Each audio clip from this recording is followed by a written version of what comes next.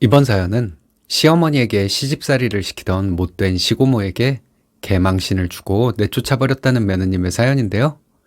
무슨 일이 있었던 걸까요? 함께 보시겠습니다. 사연 시작 전에 좋아요, 구독 부탁드리겠습니다. 채널에 큰 힘이 됩니다. 안녕하세요. 40대 초반 아이 둘 있는 여자입니다. 얼마 전에 시댁을 뒤집어 엎어버리고 왔어요. 시부모님한테 화를 낸 것은 아니고 남편의 고모님에게 화를 내고 왔습니다. 시고모님들 모두 시댁에 오셨는데 제가 큰 고모님한테 소리 지르고 그래서 많이 소란스러웠어요. 시어머니는 어른에게 그러는 게 아니라고 저를 말리셨지만 결국 저에게 잘했다고 하시더라고요. 고모님이 저를 욕하고 다닌다는 얘기가 들리지만 상관없어요. 큰 고모님을 또 만나면 나에 대해 욕하고 다닌 것도 따질 생각입니다. 만날 일이 있을지는 모르겠지만요. 남편은 살다 보니 저의 더러운 성질머리가 쓸 때도 있다고 하는데 자기 성질을 모르나 미친놈? 이랬네요. 남편도 성질머리 별로 안 좋은 사람인데 저도 마찬가지예요. 신혼 때는 남편과 정말 많이도 싸웠죠. 서로 의견차를 좁히는 과정일 뿐이었는데 왜 그렇게 소리를 지르며 싸워야 했는지 지금 생각하면 손발이 오그라질 정도입니다. 신혼 때 싸웠던 얘기 꺼내봤자 서로 좋을 게 없으니 남편과 저는 옛날 이야기는 될 수 있으면 잘 안 해요. 남편은 늦둥이 막내입니다. 시부모님은 저에게 할머니, 할아버지 같은 분들이세요. 남편이 늦둥이인데 저는 남편보다 나이가 좀 많이 어리니까요. 큰아주버님이 저희 엄마보다 2살 어릴 정도이니 말 다 했죠. 저는 시부모님한테 손녀처럼 투정도 부리고 예쁨도 많이 받고 살아왔습니다. 시부모님은 손자 며느리가 있는데 손자 며느리들보다 저를 더 예뻐해 주세요. 이유는 저도 모르겠습니다. 저는 처음부터 시부모님이 짠해 보였고 시부모님은 처음부터 이유 없이 저를 예뻐해 주셨어요. 시어머니는 20대 초반에 장남인 시아버지와 결혼해서 고생도 많이 하셨고 시집살이도 심하게 겪은 것으로 알고 있어요.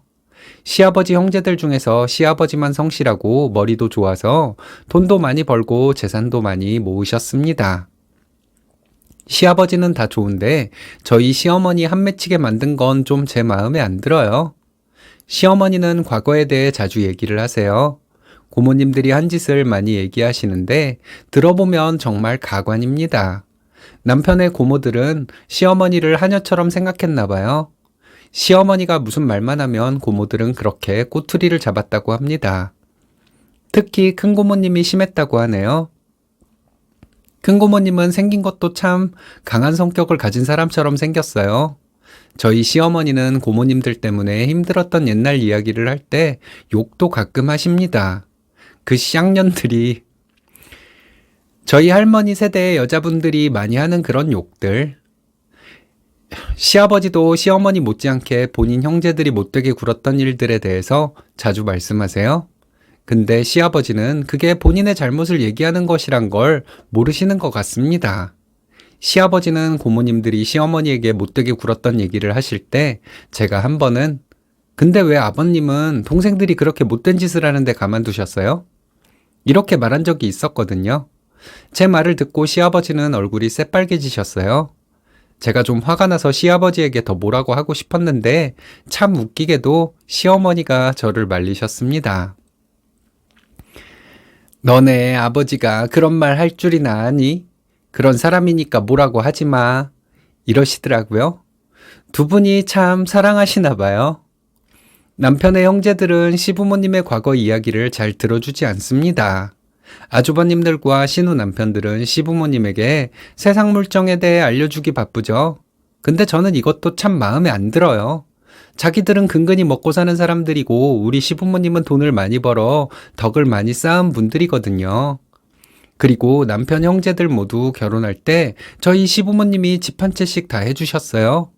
부모님 덕에 집 걱정 없이 결혼 생활을 시작할 수 있었으면서 부모님 말벗도 못 해주는 건 말이 안 되잖아요.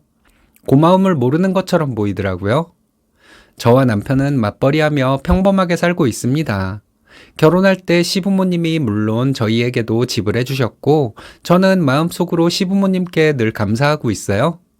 시부모님을 기쁘게 해드릴 수 있는 방법이 딱히 떠오르지 않아 시부모님의 한 맺힌 이야기들을 들어드리는 거죠.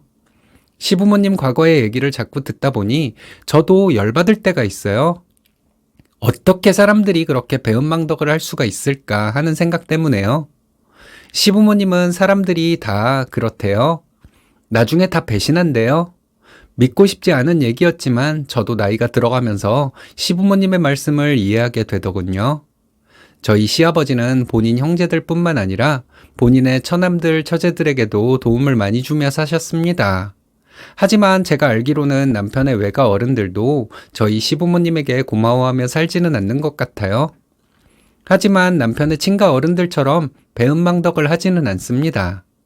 큰고모님은 허세도 심하고 세상에서 혼자만 잘난 사람이에요.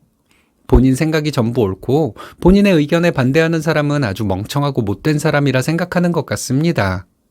고모님은 저희 시부모님이 조부모님이 돌아가시고 조부모님이 살던 집을 상속받은 것에 대해 불만이 많았다고 해요. 시부모님은 형제들에게 도움을 많이 주었고 조부모님이 돌아가실 때까지 모시고 살았으니 그 집을 상속받는 것은 당연한 것인데 말이죠. 그런데 큰고모님은 그게 늘 불만이었다고 합니다. 시어머니는 이런 말씀을 한 적이 있어요. 내가 그년 결혼하고 나서도 얼마를 도와줬는데 나를 욕하고 다녀? 이런 말씀을 하시며 화를 내셨습니다. 시어머니가 원래 욕을 좀 잘하시는 분이에요. 그래도 제 앞에서는 욕을 잘 안 하셨거든요. 근데 시어머니가 이렇게 욕을 한 것을 보면 화가 많이 나셨던 것 같습니다.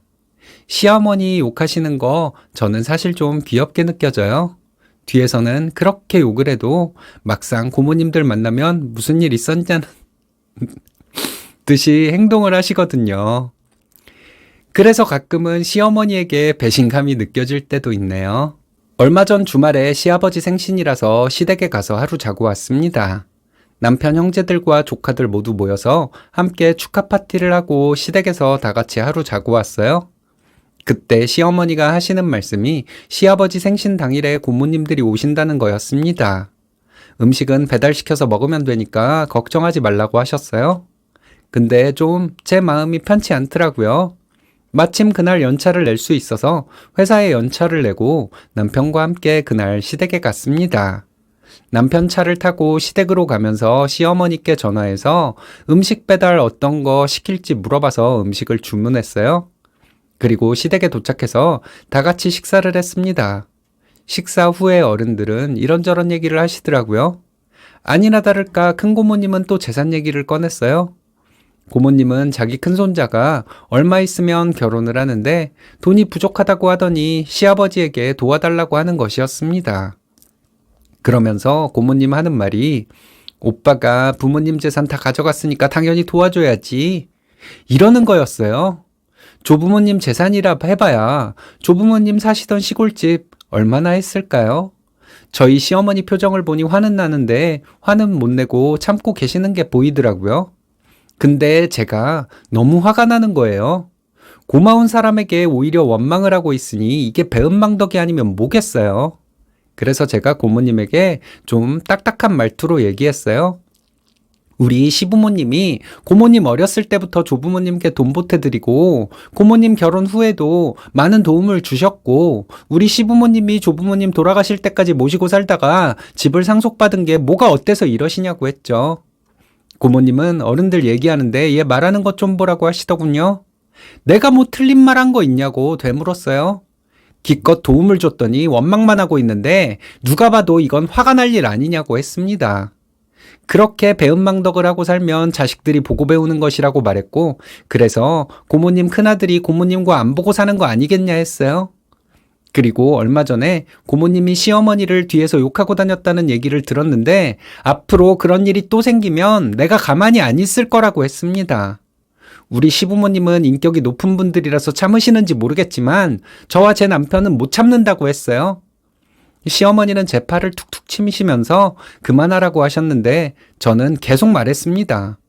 저는 고모님에게 앞으로 우리 시부모님에게 은혜를 갚으라고 그런 마음 없으면 다시는 여기 오지도 말라고 다른 고모님들도 마찬가지라고 했습니다. 손녀뻘인 조카 며느리에게 쫓겨나기 싫으면 제 말대로 하시라고 했어요. 막내 고모님은 언니가 너무했어. 얘 말 틀린 거 없어. 이러시더라고요. 그리고 막내 고모님은 저에게 말 잘했다고, 우리가 큰오빠한테 받은 게 얼마인지 잊지 말아야 한다고 말씀하시고는 큰고모님을 데리고 나가셨어요. 성질대로라면 큰고모님 뒤통수에 대고 다시는 여기 오지 말라고 소리를 지르고 싶었는데 그렇게까지는 하지 못했네요. 고모님들 모두 가시고 시어머니는 저에게 잘했다고 하셨습니다.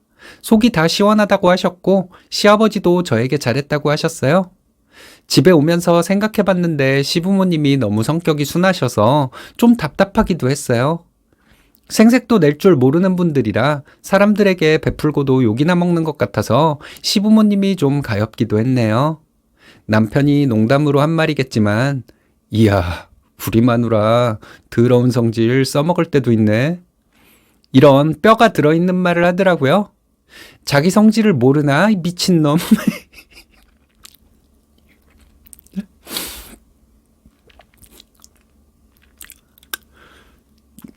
저는 남편에게 들릴 듯 말 듯 이렇게 말했는데 남편이 응? 뭐라고? 하고 되물었지만 말을 돌렸어요.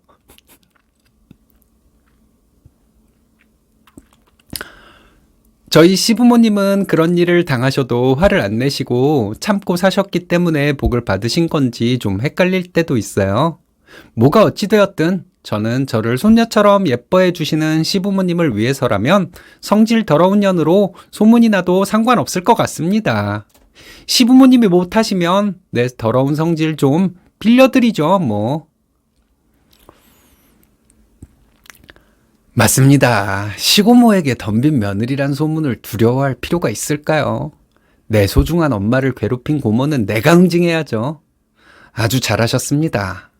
쓰니님은 성질이 더러운 게 아니라 성질을 내야 할 때가 언제인지 아는 현명함을 갖춘 분인 것 같은데 여러분들의 생각은 어떤가요?